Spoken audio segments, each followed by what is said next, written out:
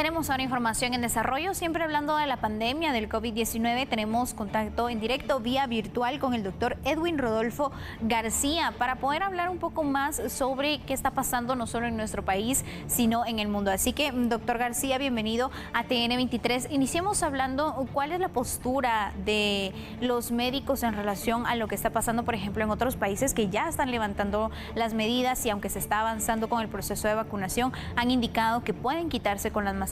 ¿Esto realmente ayudaría a que disminuyan los contagios? Bueno, muy buena tarde. Estamos teniendo actualmente un descenso en el número de casos positivos para COVID. Después del alza que se tuvo en enero y mediados de febrero todavía, en las últimas 4 o 5 semanas se ha mantenido una constante baja. Eso nos hace pensar que en las próximas 3 o 4 semanas también vamos a estar en un nivel muy bajo y manejable, por lo cual siempre obviamente hay que mantener las medidas de prevención, pero creo que puede ser el último jalón, decimos nosotros, que va a dar el coronavirus. Luego de que hace 2 años estábamos todos pendientes de qué es lo que iba a pasar, hoy ya con la vacunación, que aunque no ha avanzado a la velocidad que se quisiera, al menos ya más del 30% de la población está vacunada. Y ahora que se ha iniciado con el grupo de menores de 6 a 11 años, pues creo que va a estar mucho mejor porque la vacuna sí está comprobado que protege. Definitivamente, doctor, las personas que están vacunadas contra el COVID-19 al momento de adquirir COVID-19, de contagiarse, generalmente los síntomas son menos. ¿Cómo están los centros asistenciales en cuanto a la capacidad para poder atender a las personas? Cada vez son menos quienes necesitan atención médica. Así es, el porcentaje ocupacional que tenemos ahorita no es ni siquiera del 15%, comparado con el 100 o más que teníamos hace unos meses. Es muy poco, aunque pueden salir varios casos positivos, es muy poco aquel paciente que está necesitando hospitalización. La mayoría que necesitan hospital es porque no se han vacunado o aún teniendo la vacuna tienen algunos factores de riesgo como la obesidad, otro tipo de enfermedades concomitantes. Los factores de riesgo no han cambiado. Lo que ha cambiado es la severidad de la enfermedad en aquellos pacientes que tienen o no tienen la vacuna, pero en los momentos actuales yo le diría que estamos por debajo del 15% de ocupación a nivel nacional de las áreas de COVID. Doctor, hablemos ahora sobre el personal de medicina, porque sabemos que durante 2 años ustedes han estado en la primera línea y prácticamente han trabajado de forma imparable. Esto hasta cierto punto viene también a ser un respiro, el hecho que ya vayan bajando los contagios de esta enfermedad. Así es, el COVID nos ha ocupado el 100% del tiempo. Sin embargo, no olvidemos que las demás enfermedades siguieron estando presentes, o sea, que nos teníamos que dividir entre COVID y las enfermedades que todo el tiempo están. Con este receso o con esta tregua que nos está dando el COVID, nos permite atender al otro tipo de pacientes que normalmente acuden a los hospitales.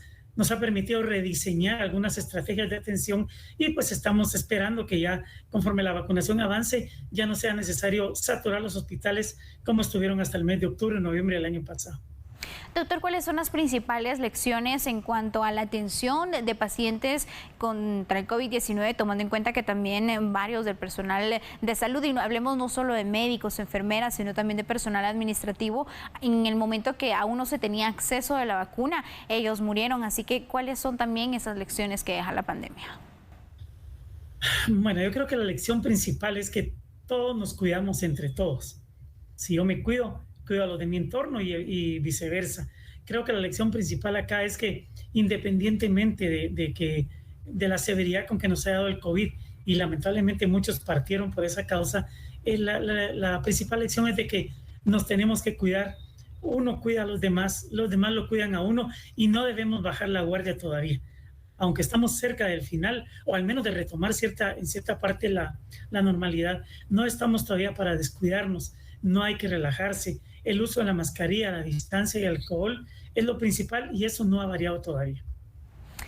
Algo muy importante que mencionaba usted es que se está avanzando con el proceso de vacunación, pero el hecho de que se esté avanzando con este proceso y que ya se estén incluyendo a niños y niñas entre 6 a 11 años no significa que la pandemia aún no exista. ¿Cuáles son esas recomendaciones también que las personas deben seguir, específicamente, por ejemplo, con el uso de la mascarilla y mantener el distanciamiento físico?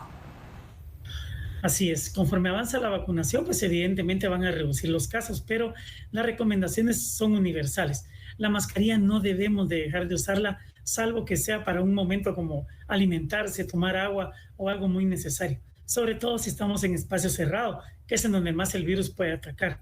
La distancia es otra. Se sigue manteniendo la recomendación de 1,5 metros a 2 metros entre una persona y otra, y el uso de alcohol en gel al 70%, que es lo que se ha demostrado que puede disminuir el riesgo de contagio.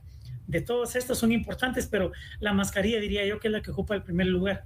Sé que es cansado, sé que a algunos nos molesta, incluso el respirar aire seco con la mascarilla puesta, pero es lo que nos ha mantenido hasta ahora acá.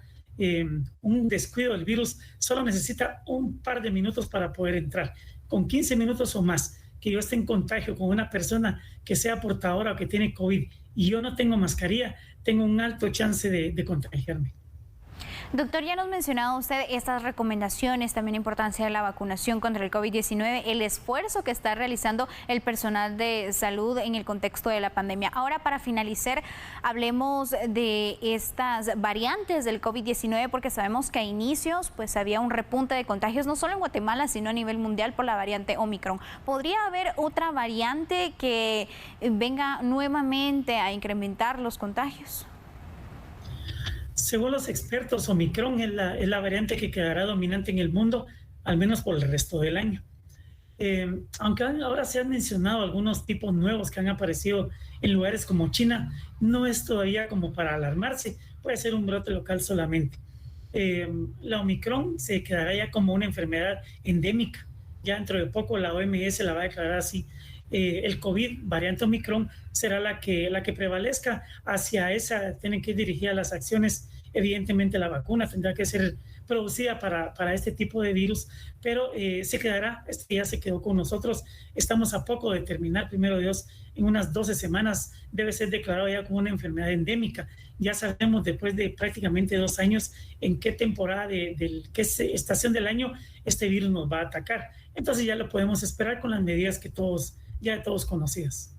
Perfecto, muchas gracias, doctor García, por ampliarnos esta información. Ahí tiene usted entonces los detalles sobre cómo está avanzando esta enfermedad, sobre las investigaciones que aún continúan, ciertas consideraciones que en las próximas semanas las autoridades de la Organización Mundial de la Salud podrían tomar con base en los contagios de la pandemia del COVID-19 y también los estudios que se están realizando. Lo importante entonces es completar el esquema de vacunación contra el COVID-19 y seguir con las medidas de recomendación.